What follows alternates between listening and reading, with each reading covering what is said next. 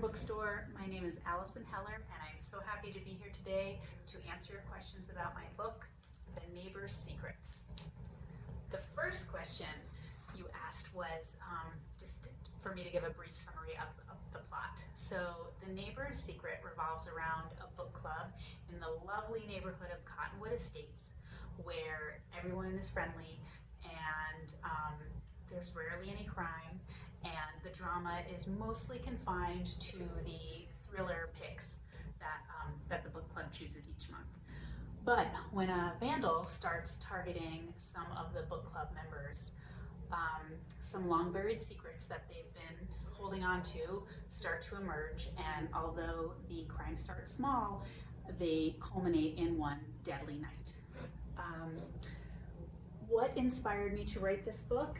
So basically, becoming a parent opened my heart to these two diametrically opposed thoughts. One was, sort of this flood of compassion, the realization that everybody is somebody's baby and deserves to be protected and deserves kindness and second chances. And the other thought was, if anyone harms my kids, I would like to hurt them. And obviously there's a gap between these two thoughts and an inherent conflict there. And so that conflict is what I was trying to explore in this story. The next question is, did you know the twists and mysteries before you started writing, or did you figure them out as you wrote? The answer is both. The big ones, I don't want to spoil anything, but the big ones I knew from the start and plotted them out pretty carefully before starting to write. And then there were smaller ones that made themselves known as I went through various drafts. The next question is Cottonwood Estates based on a place you know, or more of what one imagines the perfect suburb to look like? So again, the answer is both. I very much had a specific neighborhood in mind when I wrote it. I live in Colorado, and the neighborhood is a beautiful neighborhood in Colorado. It's tucked in the foothills. I did change a few things. I gave Cottonwood Estates more of a dramatic mountain view, and I think there are more aspens in Cottonwood Estates. And I don't know anyone in this neighborhood. It's not my neighborhood, so there's no connection to anyone I actually know.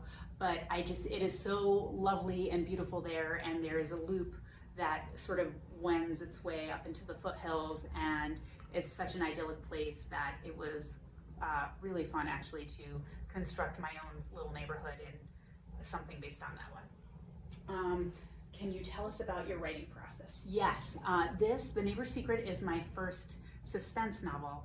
And so whereas with my previous books, I did an outline, I just sort of plotted as I drafted. With this one, I had to be more deliberate in plotting. And I even sort of dipped my toe into outlining. But what I found is true with me is that I really do need to be writing to flesh out a character. And so there was outlining and then drafting and then switching the outline and more drafting. There were a lot of pages written. I would say that is the summary of my writing process for this one, was a lot of pages written. What reading did I do during the pandemic to stay hopeful? Well, that's a really good question, and I don't know that I did any reading to help me stay hopeful, which was perhaps an error, but I was doing a lot of writing, and my reading habits get very strange when I write, and so I tend to read things over and over, and I'm also constantly reading mysteries and suspense, and so I did read a lot of Tana French over and over. I always read her. She's amazing at both characterization and plot. Two other Irish mystery novelists that I read Snow by John Banville, which I'd recommend, and Midnight Choir by Jean Kerrigan. And another standout for me was It's Always the Husband by Michelle Campbell, which is juicy and can't put it down, and just a really great example of a thriller with great characterization. Okay, is there anything else I want you to know about my book? Well, it is about the ugly side of parenting, how the need to protect and control can be as dangerous in some cases as neglect, but I also really hope that it makes you laugh. And then the final question is, will I read a selection from the book, and of course I will. So, bear with me. Okay. Jen and Paul were each rather ordinary looking, but somehow Jen's round features and Paul's sharp angles had come together to create in Abe one physically stunning person. Even when he was an infant, Jen had marveled at those rosebud lips, that symmetrical bone structure, those sharp-edged cheekbones. Who knew a baby could even have cheekbones? Her son was a beauty. The world's secret doors would open. People would warm to him, want to give him the benefit of the doubt. Almost immediately after came the worries. But life comes so easily for the beautiful. What if he never develops inner strength or grit? And will beauty make him more vulnerable to pedophiles? New parents were the most clueless people in the whole wide world.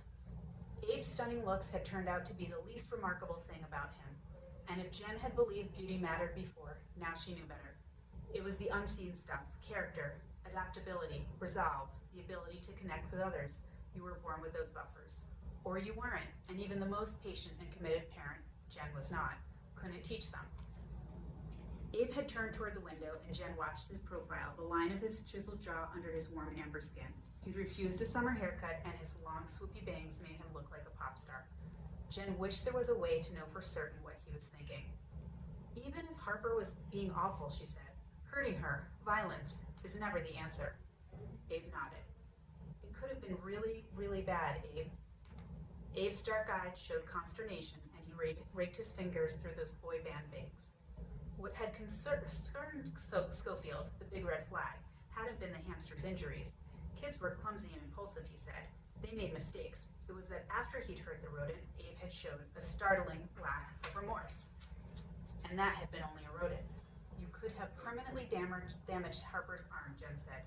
Her voice was wobbly as she realized the truth of this. Severed a nerve or an artery. Abe's leg jiggled up and down until Jen placed a flattened palm on his knee. He turned back to face her. Harper French, he said finally, his voice certain, pretty much got what she deserved. And then Abe gave Jen the tiniest of tiny smiles, so minuscule that she could almost pretend to have missed it. Thank you so much for spending this time with me, Boulder Bookstore.